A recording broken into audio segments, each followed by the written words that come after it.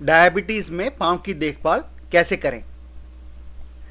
हमारे पाँव में हड्डियां होती हैं, जोड़ होते हैं, मसल होती है यानी कि मांस होता है।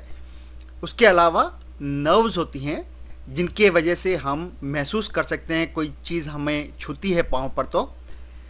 और उसके अलावा ब्लड वेसल यानी कि खून की नलियां होती हैं जो कि पाँव में खून लाती हैं और पाँव से खून ले जाती हैं। वैसे तो डायबिटीज़ में इनमें से किसी भी पाँव के हिस्से का इन्वॉल्वमेंट हो सकता है, उसके ऊपर खराब असर हो सकता है, पर ख़ास तौर से दो चीज़ों के ऊपर डायबिटीज़ का प्रभाव अधिक होता है।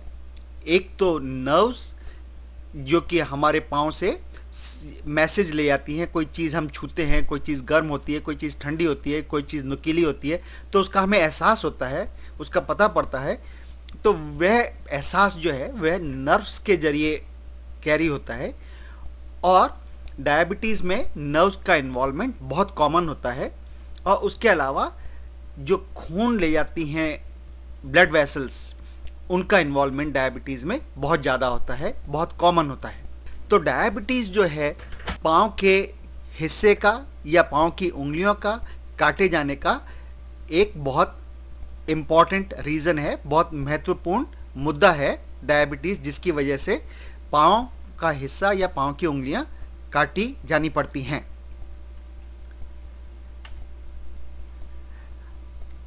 क्यों ऐसा होता है कि डायबिटीज़ में पाँव जो है उसको ज़्यादा रिस्क होती है एक दूसरे इंसान के कंपैरिजन में, दूसरे इंसान के बनस्पत जिसको डायबिटीज़ नहीं है।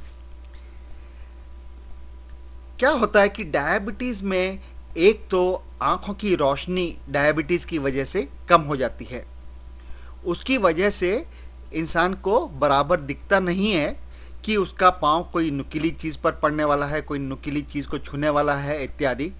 या वह इंसान अगर अपने नाखून काटता है पाँव के किसी भी शार्प चीज़ से, किसी भी तेज़ धार वाली चीज़ से, जैसे कि कैंची वगैरह से, तो उसके पाँव में चोट लग सकती है क्योंकि उसे बराबर दिखता नहीं है।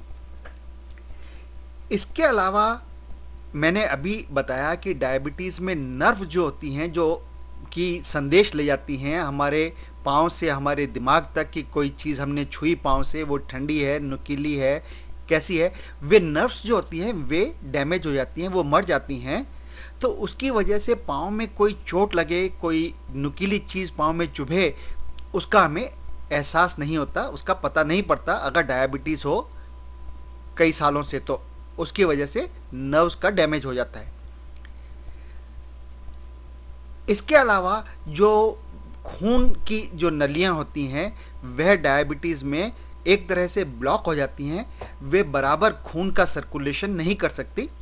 तो इसकी वजह से क्योंकि पाँव में बराबर खून नहीं आ सकता, जो इन्फेक्शन या जो कीटाणु हमारे पाँव में घुस गए हैं और अगर हमें डायबिटीज़ है तो वे कीटाणु आसानी से ग्रो सकते हैं, पनप सकते हैं, फैल सकते हैं, क्योंकि उनको फैलने से रोकने के लिए जो खून आता है और जो खून के अंदर सेल होते हैं जो कि उनको फैलने से रोकते हैं, वे दोनों चीज़ें बराबर काम नहीं करती। इसके अलावा अगर डायबिटीज़ का कंट्रोल खराब हो तो खून में शक्कर की मात्रा अधिक होती है। तो जैसे हम अगर शक्कर का सोल्यूशन बना के शक्कर को, एक चम्मच शक्कर को एक गिलास पानी में मिला के बाहर रख दें तो उसमें 2-3 दिन में उसके ऊपर फंगस और बैक्टीरिया उग जाते हैं।